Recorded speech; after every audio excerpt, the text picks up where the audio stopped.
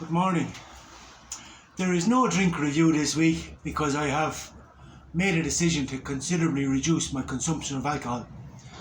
Basically, I drank fuck all this week, much to a lot of people's surprise, but that I actually don't need a drink.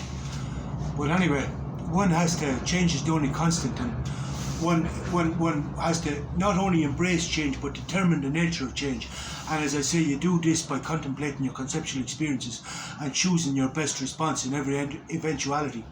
In other words, rather than determine the nature of change, you decide by your own volition what is the best response to every eventuality.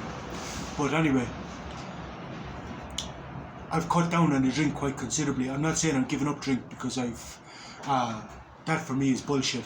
I'll drink more moderately, shall we say. Basically setting settings. If I'm drinking with ideological segregation, if I'm drinking with like-minded people, I'll have a drink and I'll have a smoke, but other than that I won't bother my arse. Yeah, there's no need to say any more on this, I think.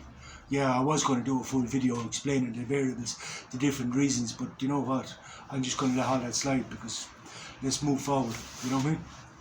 Anyway, that's the way where we're at now. So I'm going to change these the format of the videos as well to correlate with this. So basically, the young lad was asking me last week I constantly say, you know, we can't control our own thoughts, we can't control our thoughts, we can't control our feelings as things in itself. And he was asking me to if I could elaborate on this because he can't see how he can make a distinction between his thoughts, what are and are not his thoughts, even though as it might transpire, they're all his thoughts, but it depends on your different concepts. But, and then he also said, like, you can't achieve a tranquil mind. A tranquil mind and a content mind comes from an understanding of nature. And I suppose, like, I can reiterate this, you have to seek to understand, you have to seek to understand, but you can't understand unless I actually explain. And then the next thing is, I'm not going to come on here and bore the tits off everybody with a monologue of my conceptualization of nature, because all, as I said, I'm going to bore the tits off you and it's not in your interest or mine. But as I have said before, how do you eat an elephant? And that is one bite at a time. So I've decided to explain nature one bite at a time in little short videos. So I'm just going to give you one bite in this video, and then in the next video I'll give you another. And this is the best way to do this, I think, anyway. So for this week, I'm going to, because I'm going to explain nature, but I'm going to explain it, and when you understand nature, you better understand yourself, and it'll all start to come together. Just don't force it, but it'll all start to come together. You're just going to have to take my word for this.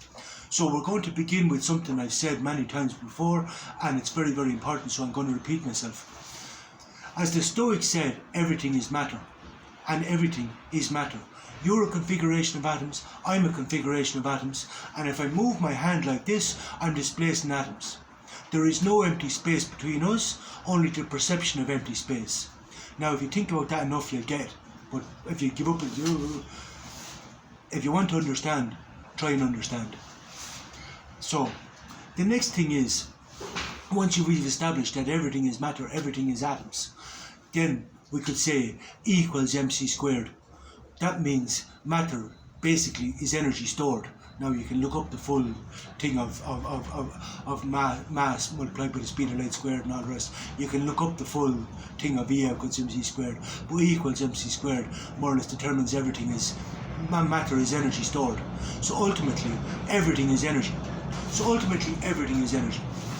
Now, it was either Fichte or Schelling, I can't remember which, but these are German idealists. Now, the German idealists consider themselves superior to all their contemporaries. They more or less consider themselves more evolved. And the truth of the matter is they were by a long shot.